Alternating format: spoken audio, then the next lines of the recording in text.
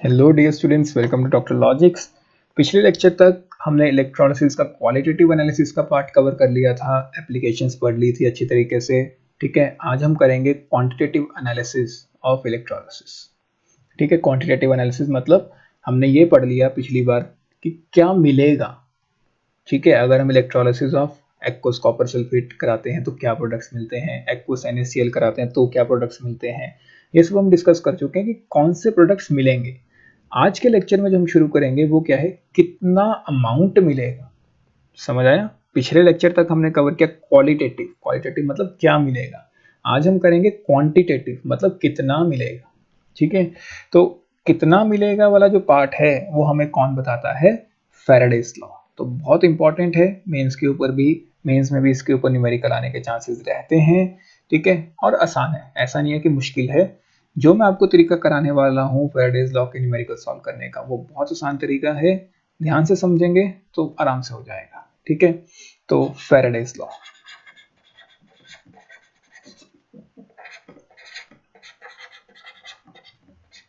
देखो फैराडेज के दो लॉज हैं, Faraday's first law and Faraday's second law. तो आज की इस वीडियो में हम फर्स्ट लॉ डिस्कस करेंगे इसका।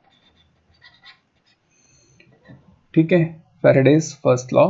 फर्स्ट लॉ क्या कहता है? Amount of substance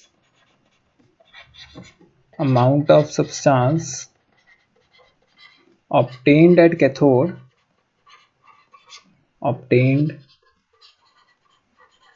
cathode in an electrolysis process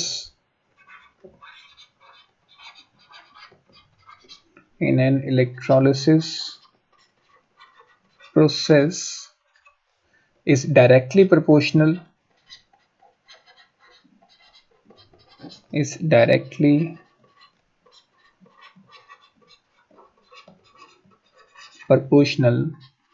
to the current passed या to the charge passed। जितना ज्यादा आप चार्ज पास करते जाओगे उतना ही सब्सटेंस मिलता जाएगा कैथोड पे। ठीक है, तो ये तो हो गया हमारा फर्स्ट लॉ, ये तो स्टेटमेंट है। लेकिन इसके न्यूमेरिकल्स कैसे करने हैं, इसके क्वेश्चंस कैसे आएंगे वो देखते हैं। देखो आपको कैसे क्वेश्चंस आएंगे। मान लो आपको क्वेश्चन में कहा है electrolysis of copper sulphate aqueous is carried out. ठीक है, आपको कहा कि एक्वस कॉपर सल्फेट की इलेक्ट्रोलिसिस कराई यूजिंग प्लेटिनम इलेक्ट्रोड्स और आपने करंट पास किया 5 एम्पियर्स का। ठीक है, 5 एम्पियर्स का करंट पास किया और 60 सेकंड्स के लिए पास किया। ठीक है, आपसे बोलेंगे कितना कॉपर मिला कैथोड पे। इलेक्ट्रोलिसिस किसकी कराई है? एक्वस कॉपर सल्फेट की। कुछ इस तरह के न्यूमेरिकल्स आपको दिखेंगे कि एक्वस कॉपर सल्फेट की इलेक्ट्रोलिसिस कराई यूजिंग प्लेटिनम इलेक्ट्रोड्स, 5 एम्पियर का करंट पास किया फॉर 60 सेकंड, कितना कॉपर मिलेगा। ठीक है, तो आप देखो कि आपने इलेक्ट्रोलिसिस किसकी कराई? कॉपर सल्फेट की। कॉपर सल्फेट में कॉपर की जो ऑक्सीडेशन स्टेट है वो कितनी है? +2।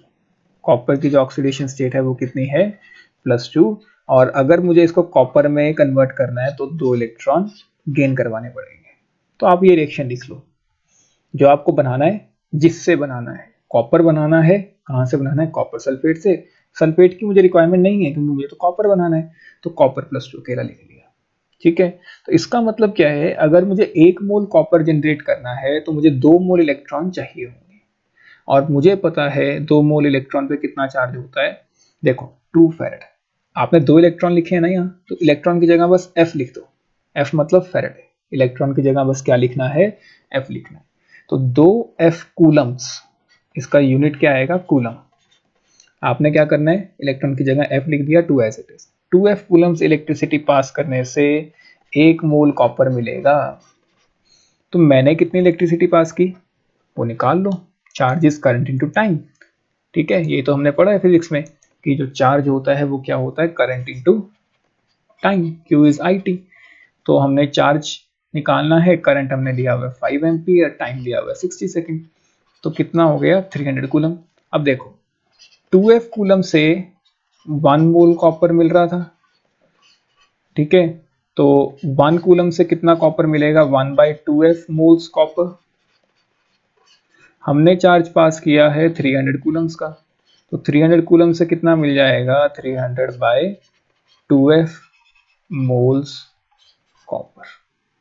समझ आया या नहीं आया? F की वैल्यू पुट कर दो यहाँ 96500 कूलम, उससे आपका आंसर आ जाएगा। तो ये फैराडेज फर्स्ट लॉ है। न्यूमेरिकल समझ आया कैसे करना है?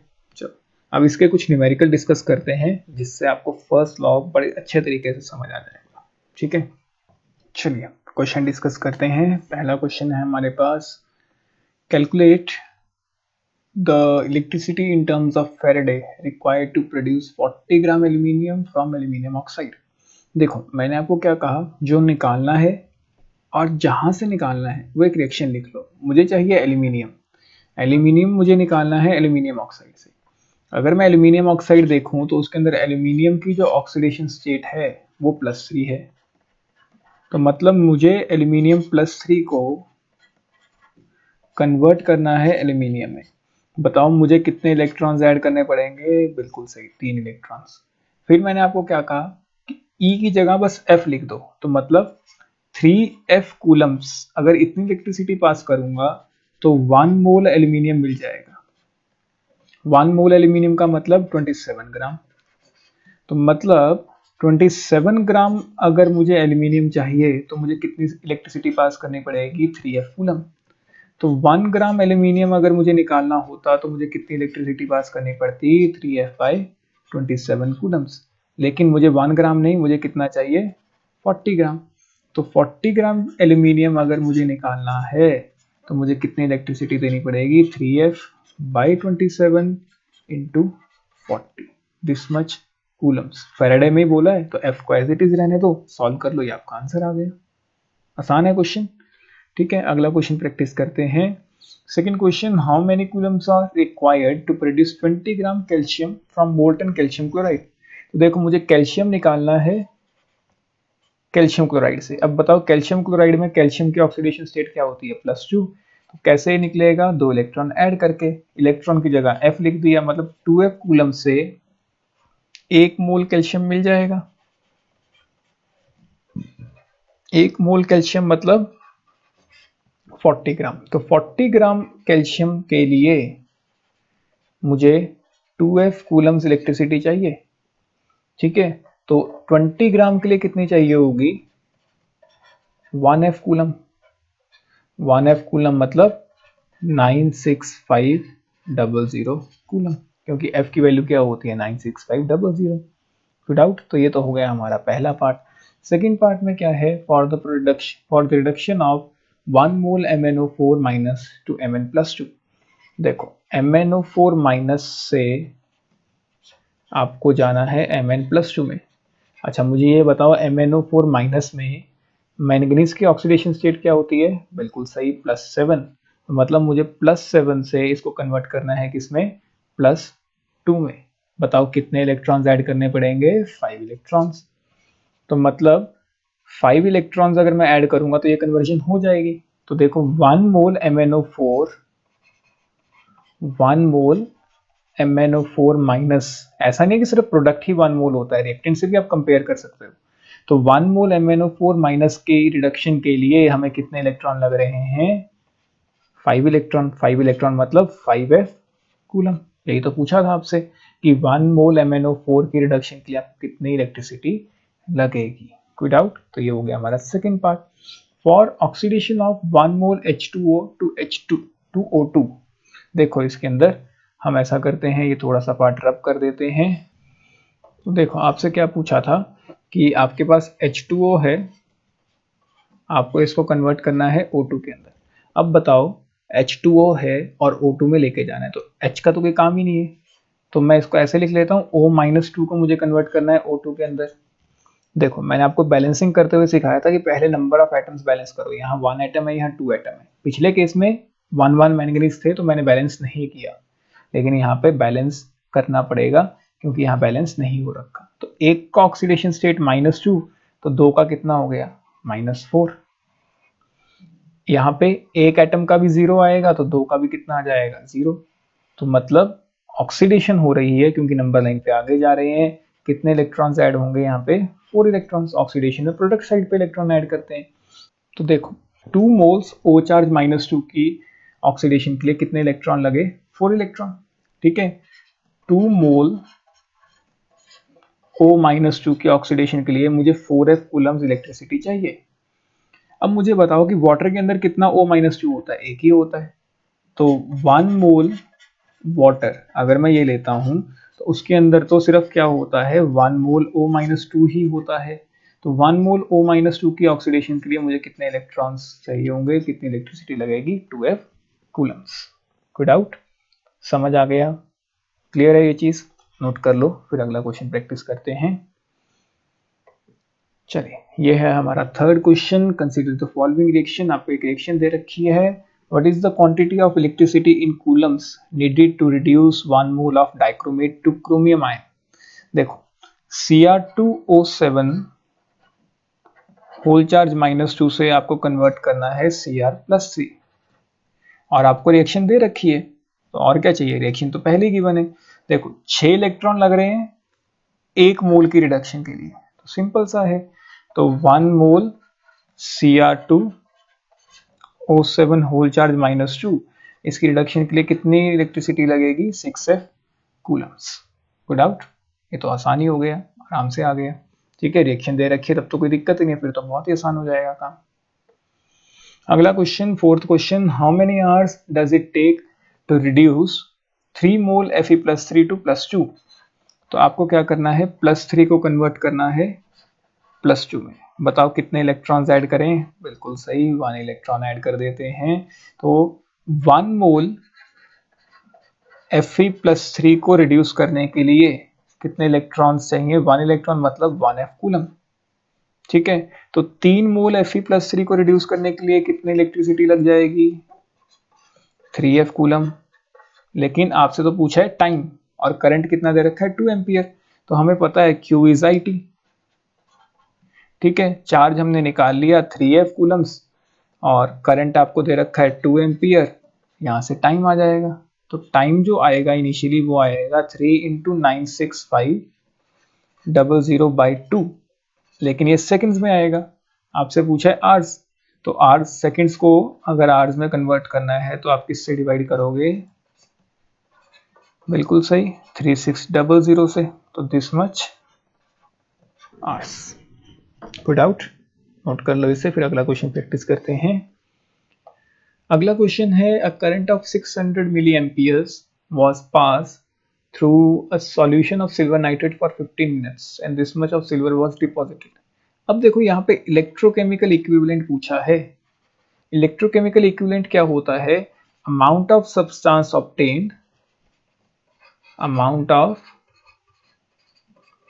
सब्सटेंस ऑब्टेन्ड, और ये अमाउंट हमें ग्राम्स में चाहिए, मास चाहिए basically. Amount of substance obtained when 1 coulomb of electricity is used.